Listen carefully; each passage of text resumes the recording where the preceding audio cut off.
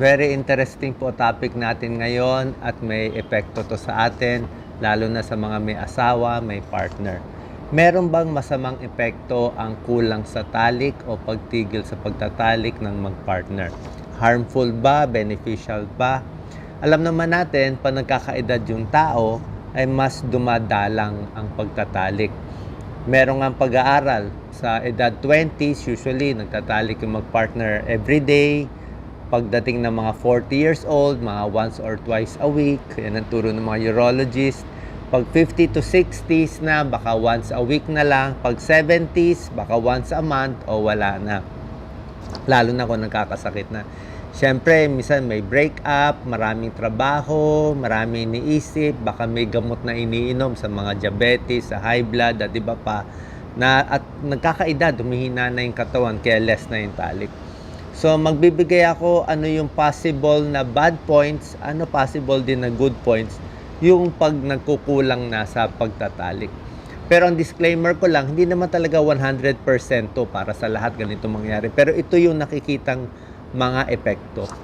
Sa bad points, number 1, pag kulang sa talik ang mag-partner, mas stress at mas anxious. Kasi yung pagtatalik nakaka-release ng stress.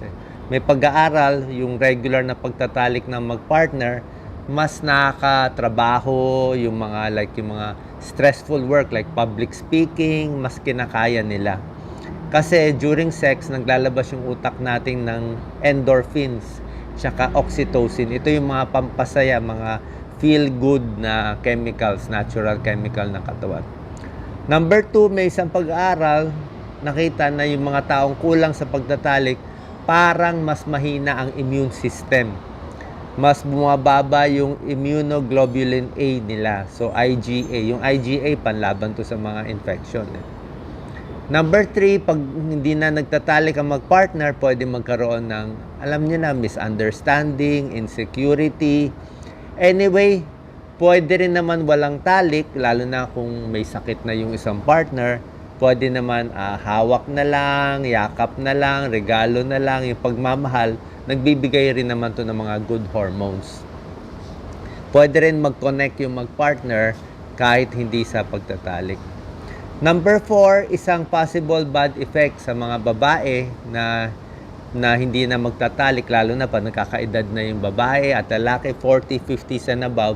Sa babae, yung vaginal wall, pwedeng mag-atrophy, numinipis, more dryness, mas mabilis masugat kasi hindi nga nagagamit Kasi kung nagagamit nga yung private part ng babae sa mag-asawa, at least regular na may blood flow, may lubrication, at yun po, mas nagagamit siya. Kaya mas maganda mag-i-schedule ang mag-partner, at least ma-increase yung blood flow and vaginal moisture. Number 5, ito isang possible risk sa mga lalaki naman. May isang 2016 study published in European Urology. Nakita nila yung mga lalaking mas madalang na makipagtalik o mas madalang ma-release, mag-ejaculate, ay mas tumataas yung prostate cancer risk. Hindi pa naman to 100% sure. Pero iniisip nila, baka meron ding mga harmful substance sa semilya, sa prostate, na pwede mag-form ng cancerous tumor in the future. Yung regular na paglalabas ng lalaki, mas nakakabawas dito para hindi punong-puno yung prostate. Okay?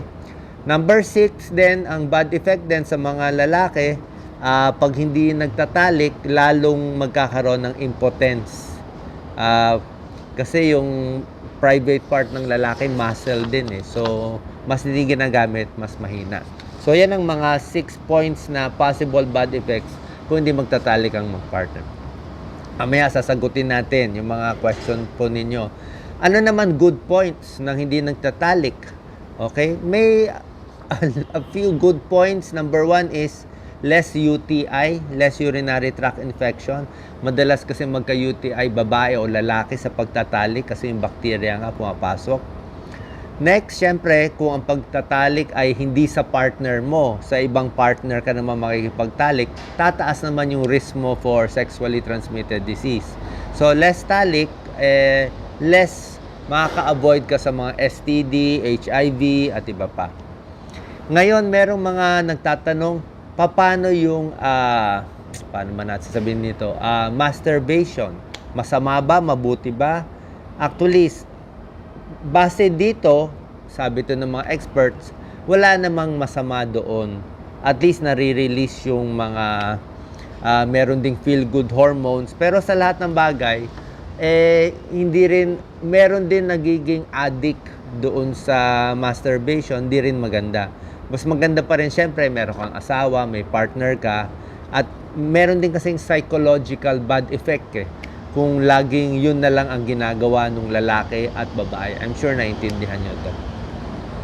At meron pa isang research na malaki. Bagong medical study, ito po ginawa sa Europe to sa Europe. Maraming pasyente chinek nila dito, 50 years old and above na lalaki at babae, pinag-aralan for 4 years sa Europe. Tiningnan nila yung sexual activity at yung lakas ng katawan, ano magiging epekto. Ang nakita nila dito sa survey nila to, yung mga lalaki at babae na mas madalang, mas less ang pagtatalik ng mag-asawa, sa babae, mas tumataas yung masama ang pakiramdam. Masama yung parang laging may sakit. Pero sa babae, kahit hindi sila nagtatalik, hindi naman tumataas yung serious illness nila. Yung mga serious case, mga cancer at iba pa, mas hindi lang maganda pakiramdam nila. Sa mga lalaki naman na above 50 years old na less ang pagtatalik, nakita nila yung mga mas hindi nagtatalik, mas nadadiagnose sila ng cancer, 63% more, 41% more mga diabetes, heart disease at iba pa.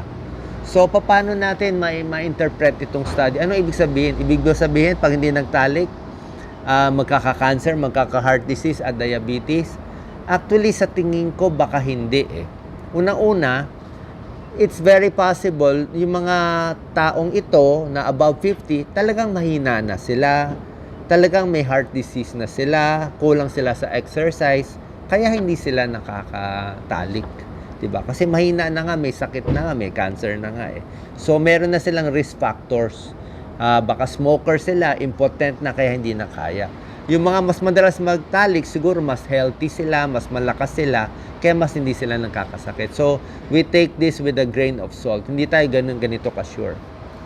Although, finally, ano bang benefits ng pagtatalik sa may partner? Yun na nga, ang pagtatalik, nagre-release ng endorphins, mga good hormones to. Ito yung happy hormones. Tapos, pag marami kang endorphins sa katawan, possible din naman na magiging quote-unquote natural killer cells to ng cancer cells. So, pag marami kang endorphin, may possible link na less cancer, less infection, tsaka sex din is a form of exercise. Pero lahat ng pinapayo ko ito, final payo is para sa may partner. Kung wala naman kayong partner, di ba? Kung walang partner, hindi naman dapat maghanap ng partner dahil lang dito. Pag walang partner, di gawin na lang sa ibang paraan. Pwede naman mag-exercise, maging masaya sa mga other friends, relationships ninyo. Ito lang po ay para sa may partner. So sana po naintindihan nyo to. So para sa mga lalaki at babae, especially 40, 50 and above, na may problema sa pagtatalik, yung lalaki, mag-consult kayo sa urologist. Ang mga babae, mag-regular check-up kayo sa OB/GYN para kahit papano, kahit may edad, importante din naman yung sex, meron din naman mga benefits. Basta alam lang natin yung mga benefits at mga risks. Sana po na gustuhan nyo itong topic. I think this is very important sa mga may edad. So, papacheck tayo sa urologist kung may problema sa impotence, sa menopause, yan ang nagiging problem. Kaya nagiging mas madalang ang pagtatalik ng mga mag-partner. Salamat po. Share po natin.